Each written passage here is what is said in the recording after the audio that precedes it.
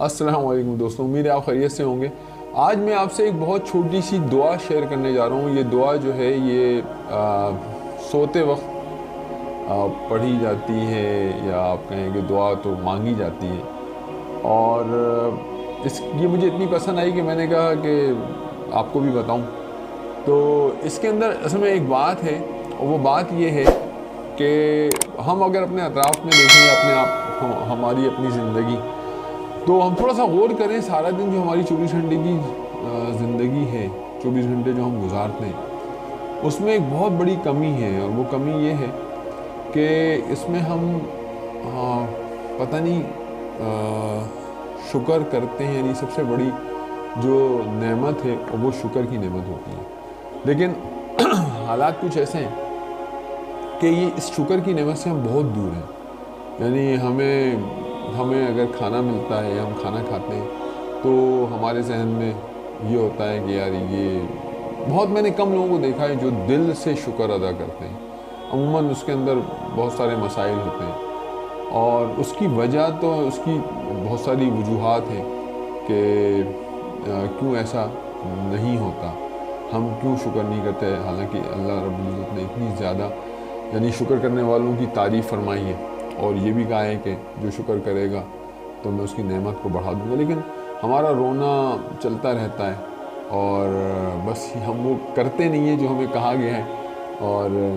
رونا ہمارا اسی لیے چلتا رہتا ہے کیونکہ ہماری نظر جو ہے وہ اپنے سے اوپر والوں کی طرف ہوتی ہے، اپنے سے نیچے والوں کی طرف ہماری نظر نہیں ہوتی، وہ کسی بھی صورت میں ہو۔ تو یہ دعا جو تھی یہ میری نظروں کے سامنے سے گزری تھی، میں نے اس کو پڑھا تھا، تو میں نے کہا کہ آپ کے ساتھ شیئر کروں، اور پھر دیکھیں اس دعا میں کس طرح سے اللہ کا شکر ادا کیا گیا ہے۔ یہ دعا ہے جناب: الحمدللہ الذی اطعمنا وسقانا وکفانا، الحمدللہ الذی اطعمنا وسقانا وکفانا وآونا فکم ممن لا کافی لہ ولا مؤوی۔ اور اس کا ترجمہ ہے کہ بہت بہت شکر ہے اس اللہ تعالیٰ کا جس نے ہمیں کھلایا پلایا اور ہماری ضرورتوں کو پورا کیا، اور ہمیں رات بسر کرنے کا ٹھکانہ دیا۔ اس لیے کہ کتنے لوگ ہیں جن کی نہ کوئی ضرورتیں پوری کرنے والا ہے اور نہ کوئی ٹھکانہ دینے والا۔ تو یہ جب میں نے پڑھی دعا تو میں نے کہا واقعی ایک ہمارے بہت بڑے بزرگ گزرے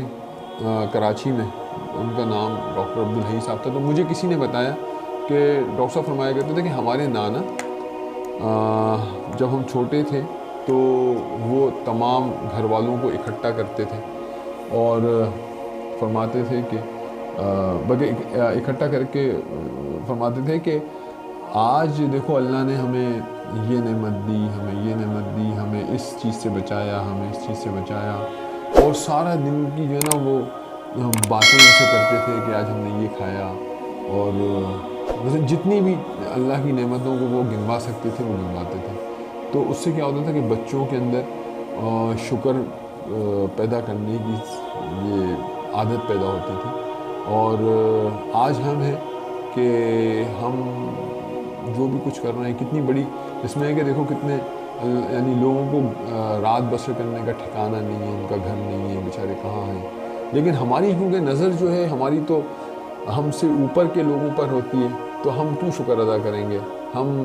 جس گاڑی میں گھوم رہے ہیں تو ہم اسی کو رو رہے ہیں، ہم کیوں شکر ادا کریں گے کیونکہ جو ہمارے سامنے سے اس سے اونچی گاڑی گزر رہی ہوگی، اور وہ تو یہ ساری چیزیں جو ہے مخل میں ہماری جو انزائٹی اور ہمارے جو ڈپریشنز ہیں اور یہ ساری چیزیں، یہ ان کا ایک بہت بڑا سبب ہے کہ ہم میں سے شکر کی صفت ختم ہو گئی ہے۔ تو بہرحال یہ ایک چھوٹی سی دعا تھی، میں نے کہا آپ کے ساتھ شیئر کر دوں، اور آپ اس کو پڑھیں گے بھی انشاءاللہ۔ میں نے تو نیت کی ہے کہ جب سونے سے پہلے اس کو میں ضرور پڑھا کروں۔ اور بھی دعائیں ہیں، بہت ساری دعائیں ہیں، لیکن یہ مجھے ایک چھوٹی سی اور بہت اچھی دعا لگی، تو میں نے کہا آپ کے ساتھ شیئر کر دوں۔ اپنا خیال رکھیے گا، پھر انشاءاللہ ملاقات ہوتی رہے گی۔ السلام علیکم۔